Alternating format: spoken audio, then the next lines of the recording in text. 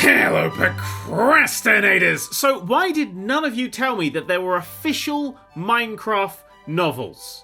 The one I found this week is called The Island, and it's about a normal guy who wakes up in Minecraft, confused by the fact that everything is square, and then proceeds to go on adventures, and... why does this sound really, really familiar? Wait a minute. Wait a minute! Max Brooks wrote this, as in World War Z? Max Brooks? What the fuck? It feels like the algorithm that procedurally generates this universe is misfiring. What's next? Me starring in a film with a higher rating on Rotten Tomatoes than Citizen Kane? Anyway, this week, Returnal and new Pokemon Snap released to pretty stellar reviews. I've not touched Returnal yet. I've been too busy doing absolutely fuck all, but I am loving Pokemon Snap. I've spent maybe a few too many hours photographing Bidoofs since it came out, but just look at them! Look at them! Building their dams, eating their apples, plotting adorable world domination. I'd vote for them. Not that I'd have a choice, the adorable little starlings. PlayStation this week said that they were going to do a state of play on Ratchet Clank, did a state of play on Ratchet Clank, and some people lost their shit that the only game featured was Ratchet and Clank.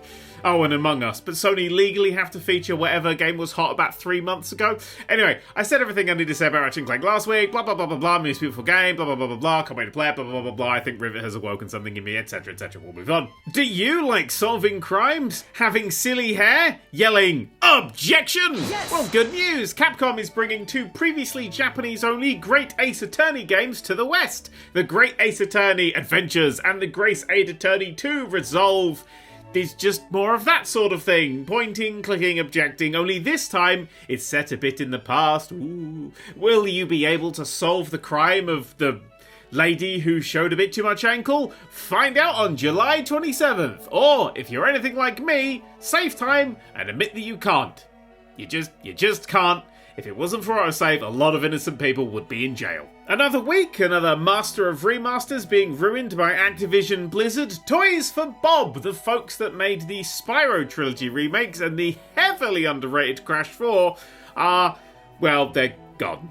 More accurately, they've been folded into making seasonal updates for Call of Duty Warzone.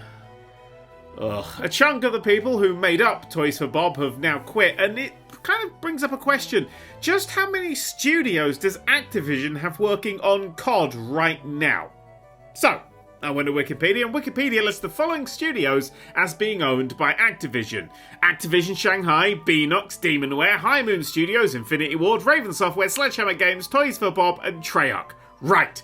Activision Shanghai is currently running the Chinese exclusive CoD Online. Since 2012, Beenox have done nothing but support tasks on Skylanders and Call of Duty. Skylanders is dead, so I'm assuming now they're only working on Call of Duty. Demonware, they make middleware that supports Call of Duty. Remember High Moon Studios? Then what made that really quite good Deadpool game? They've only worked on Call of Duty and Destiny since 2014, and Destiny isn't published by Activision anymore, so assuming they're just on CoD. Infinity Ward, Treyarch and Sledgehammer churn out the big yearly CoD titles on a 3-year rotation. Raven Software, the Star Trek Elite Force lot from back in the day, are working on Call of Duty Warzone and are now being supported by Toys for Bob, and that's it! Hell, even Candy Crush Maker's King, which for some reason aren't listed here, but I'm pretty sure Activision own them, are making a currently unannounced Call of Duty game for mobile. Activision's portfolio at this point is currently about as diverse as the number of Highlanders. That's probably why this week the tiny-faced Activision CEO Bobby Kotick announced that he was taking a 50% pay cut, down from $1.75 million to a just pittance, an absolute pittance of $875,000 a year. My heart bleeds for him, bleeds dry, especially after reading this from Eurogamer. Last month, Kotick was criticised by CTW, an investment company that holds directors accountable for irresponsible and unethical corporate behaviour and excessive executive pay, over the amount he earned. CTW claimed Kotick is set to earn nearly $200 million in a stock bonus, although Activision has said the total amount has yet to be decided. Activision Blizzard's revenue was up $1.6 billion in 2020, and you could tell by the fact they let loads of people go in multiple layoffs in March. Honestly, if they could work out a way to knock the whole video games thing on the head entirely and just make money through selling fucking COD-themed digital fuck all, they 100% would. But hey, If you're feeling down after hearing all this, here's something to cheer you up. 5 of CD Projekt Red's board members are set to make a combined $28 million in bonuses due to the absolute success of Cyberpunk. You remember the absolute success of Cyberpunk, that 7 out of 10 half-finished game that shat itself under shelves, wiped 60% off the value of its company, and was pulled from multiple online stores? I'm sure it was terribly made, and those suits are probably the ones responsible for its fucking awful state on launch, but hey!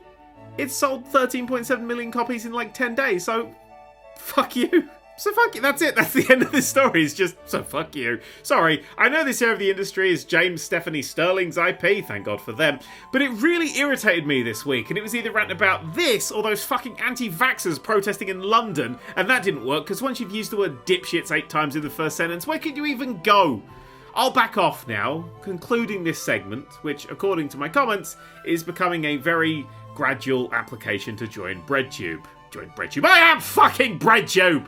Finally, in actually good news, the movie release of the year is upon us. Double Fine have released the Amnesia Fortnite movie, a proper insight into the Fortnite-long game jam that they hold internally every 2 years. If you're like me, and let's face it, you are, it's a must-watch. 2 hours of people who genuinely and seriously love games, making them from scratch. It's wonderful stuff, and it just goes to show that people who love things make better things than people who don't. Hank, I'll see you Sunday.